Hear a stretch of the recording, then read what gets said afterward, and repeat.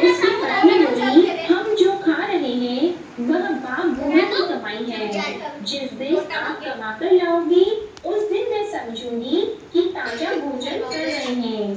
अब एक दिन लड़की ने माँ से कहा, मैं कैसे एक बड़े यही तो है। शहर में कमाई करने जा रहा हूँ। माँ बोली, बेटा अपने पास इतना धन है कि खाया नहीं खत्म होगा।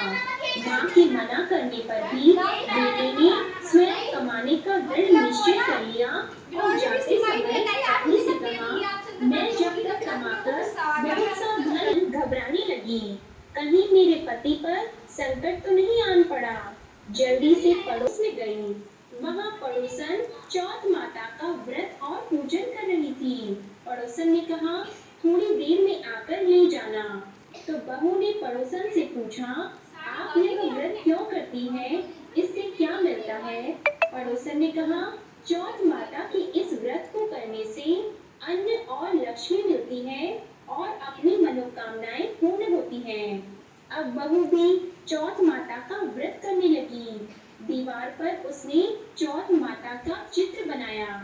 उस दिन घी और गुड़ का चूरमा बनाकर रात्रि को चंद्रमा को अर्घ देकर उसने भोजन किया। ऐसा करते करते बहुत दिन हो गए। चौथ माता ने उस बहू के पति को सपना दिया कि साहूकार का बेटा तू जागे कि सोवे, तेरी पत्नी तुझे बहुत याद कर रही है, घर जाकर उसकी चिंता मिटा दे। तू दुकान खोलकर कंकु केशर का पगलिया बना के बैठ जा करते थे। यहाँ तक कि वो पहले उसे खाना खिलाते और बाद में स्वयं बहन ससुराल से मायके आई हुई थी।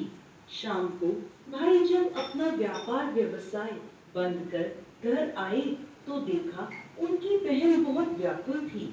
सभी भाई खाना खाने बैठे और अपनी बहन से भी खाने का आग्रह करने लगे, लेकिन बहन ने बताया कि आज उसका करवा चौथ का निर्जला उपवास है और वह भोजन सिर्फ चंद्रमा को देखकर उसे अर्घ देकर ही खा सकती है, क्योंकि चंद्रमा अभी तक नहीं निकला, इसलिए वो भूख प्यास से व्याकुल हो उठी है। सबसे छोटे भाई से अपनी बहन की ऐसी हालत देखी नहीं जाती और वह दूर पीपल के पेड़ पर एक दीपक जलाकर चलने की ओट में रख देता है।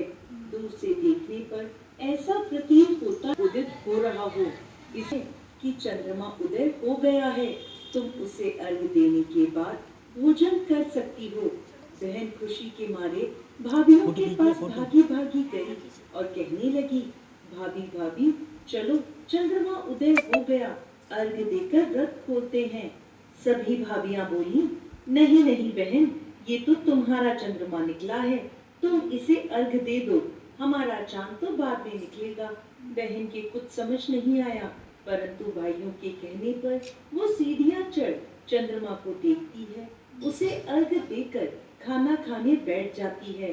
पहला निवाला मुंह में रखती है तो उसे छींक आ जाती है, दूसरा निवाला मुंह में रखते ही उसमें बाल निकल आता है और जैसे ही तीसरा निवाला मुंह में रखती है कि उसके ससुराल से उसका बुलावा आ जाता है कि जल्द से जल्द वो अपने घर पहुंचे।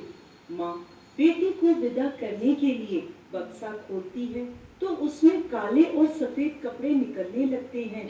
यह देखकर वो घबरा जाती है और बेटी से कहती है कि बेटा, रास्ते में जो भी बड़ा बूढ़ा या छोटा बच्चा मिले सबके पैर छूती जाना। जैसे ही कोई पूर्ण आशीर्वाद देकर बूढ़ सुहागन होने का कहे तो अपने पल्ले पर गांठ बांध लेना।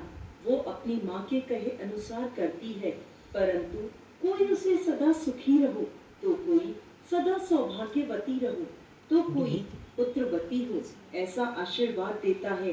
कोई भी उसे पूर्ण आशीर्वाद नहीं देता। जैसे ही वो अपने ससुराल पहुंचती है तो घर के आंगन में छोटी ननद मिलती है।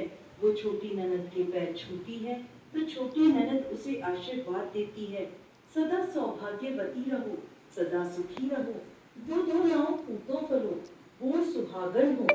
ये आशीर्वाद सुनते ही वो अपने पल्ले पर गांठ बांध देती है और अंदर जाती है। जैसे ही अंदर जाती है तो अपने पति का मृत शरीर देखती है अब जैसे ही उसके पति को अंतिम संस्कार के लिए ले जाने लगते हैं तो वो जिद कर उनके साथ जाने को कहती है। सभी उसे अपने साथ ले जाते हैं। चिता को अंतिम अग्नि देने का समय होता है तो वह अपने पति को जलाने नहीं देती।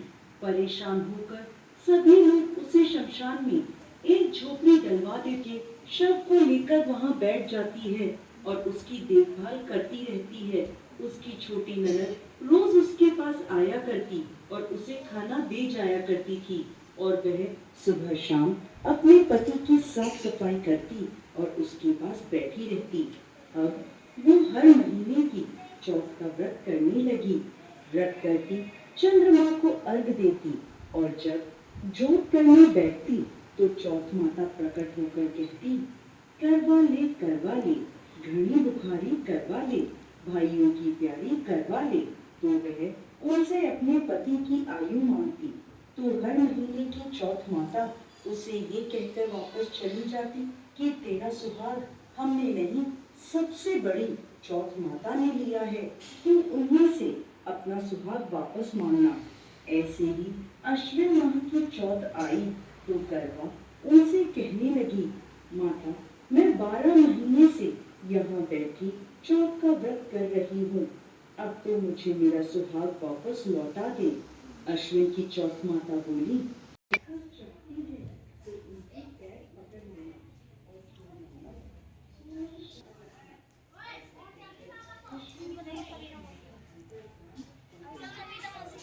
है पागल हो गई है, जो मांगती है दे आ।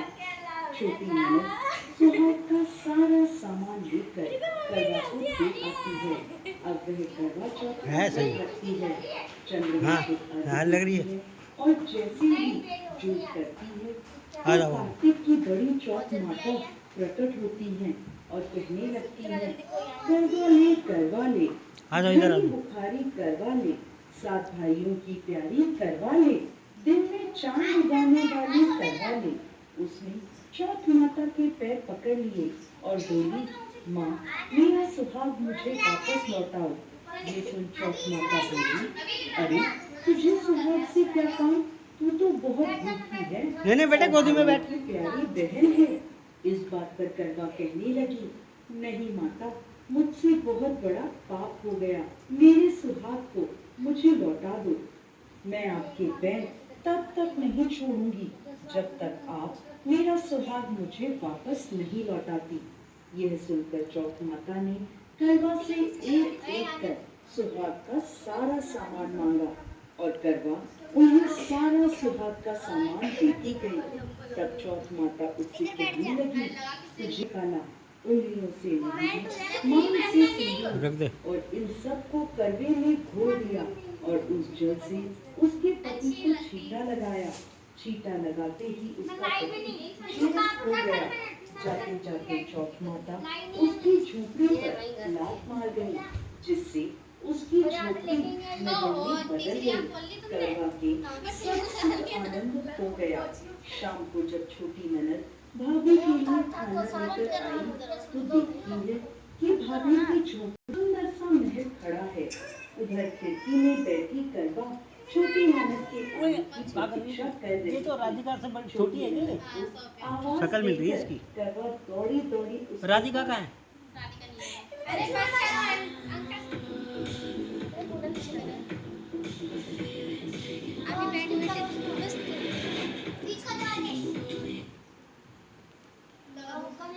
की कथा प्रस्तुत कर रही हूँ। आइए शुरू करते हैं।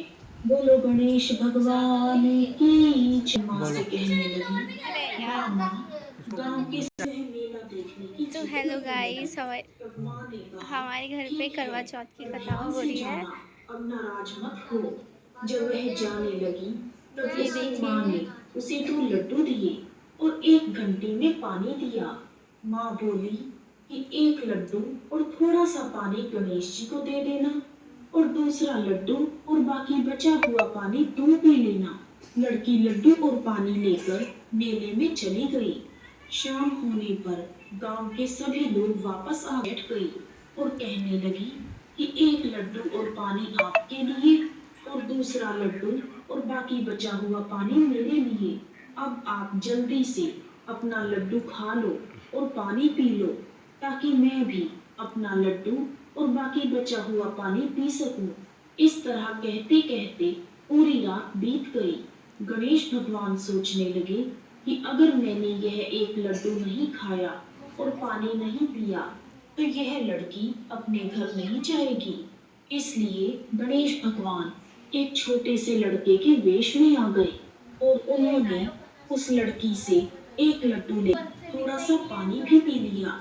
फिर वह कहने लगे, तुम्हें जो चाहे मांग लो, मुझे तो कुछ समझ ही नहीं आ रहा है।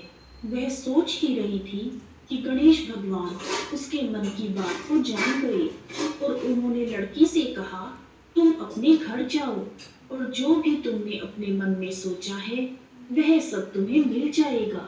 फिर वह लड़की अपने घर चली गई। जब वह घर पहुंची तो माँ ने पूछा, इतनी देर कहाँ हो गई? लड़की बोली, आपने जैसा कहा था मैंने वैसा ही किया।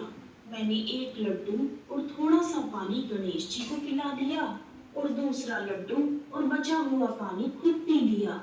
उसके इतना कहते ही लड़की ने जो सोचा था वह सब उसे मिल गया। हे गणेश भगवान, जैसे आपने उस लड़की और उसकी माँ पर कृपा की वैसे ही सब पर कृपा करना। कथा अधूरी हो तो पूरी करना, पूरी हो तो मान करना।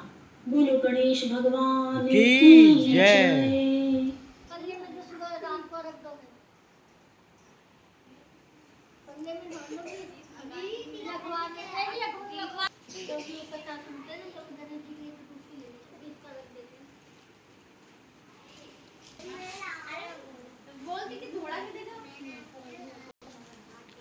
बोलो।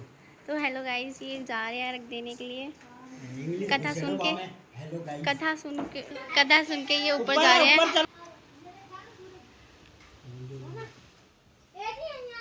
ये दिख रहे देखिए हैं? थोड़ा लेट हो गया है, लेकिन हाँ सूर्य देव ऊपर दे ले, छत पे दे लेते। कोई नहीं, दे लो, दे लो ना मिला के हाथ।